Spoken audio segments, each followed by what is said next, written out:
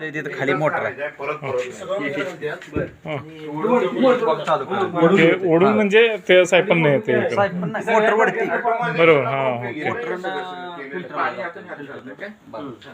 Direct बागेला जात. आणि मग हे घालायचं असलं तर त्याच्यात जीवाणू घातले कुठले फिल्टरला म्हणजे जीवाणू ह्याच्या बरोबर घालू शकतो किंवा जीवाणू. पण हे सगळे एकत्र मिक्स होऊनच जाते.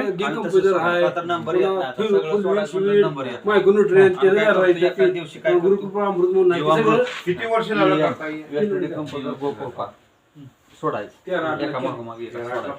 हा मी हे कॉक सोडला की तिकडे चाललो झालं टाकीत टाकायच्या इथं टाके. पुन्हा ह्याला ह्याच्यात काय असेल ते आपली डायरेक्ट ती विरघळतात खत किंवा लिक्विड सोडायचं. लिक्विड ती विरघळण्यासाठी एम वापरताय त्यात टाकतोय.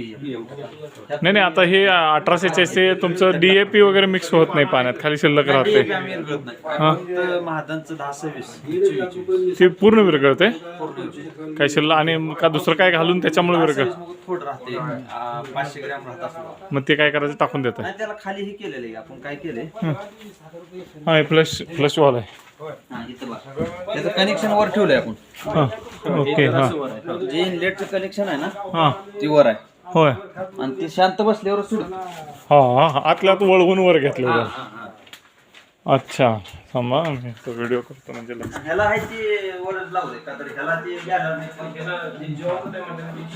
आत हे आपण वर होल मारतोय बॅरलला, त्याच्या वेळी त्याने आतनं वर तोंड वळवून घेतले.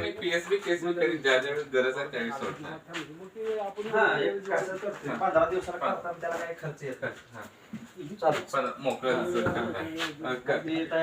असं ह्या पाईपमधनं पाणी येते इकडं सगळी औषधं आणि ह्याच्यात येतात आणि ह्याच्यातनं मोटरद्वारे त्याला जाते फिल्टरनं. आणि हे जे जीवाणू बॅक्टेरिया कल्चर आहे हे आणून ह्याच्यात घातलं जाते गाळून आणि हे ह्याच्यात ॲड करता येते पण. आणि हे बाहेर इकडं मोठा 70 लाखाचा लिटरचा हे आहे पॉन्ड. इकडं आल्यानंतर हे या फिल्टर्समध्ये फर्टिगेशन टँक आहे. 2-3 प्रकारचे हे सिस्टम आहे. हे कॅल्बाचा आहे. प्रेशर रिलीज वॉल वगैरे वरती आहे. पाणी आत घ्यायची पण सोय ठेवली आहे त्यांनी, पाहिजे असेल तर फिल्टरचं वॉटर बाहेर घेतात. पण हे इकडे ठेवण्यात आलेलं आहे. इथं तुमचं सेटअप कुठं जातं पाईपलाईन जे फाट्याची नावं पण घातली त्यांनी लोन त्याप्रमाणे हॉल दिलेत आणि हॉलप्रमाणे तिथं पाईपलाईन सोडली जाते आणि इथं द्राक्षाच्या याची प्लॉटिंग जाते त्यांची. त्या पद्धतीनं पाणी तिकडं सेटअप होते.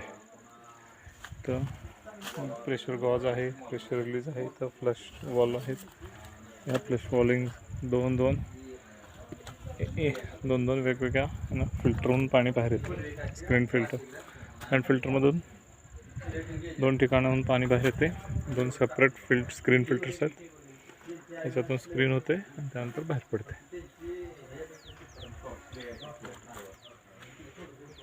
आणि इकडं फर्टिगेशन टँक पण आहे.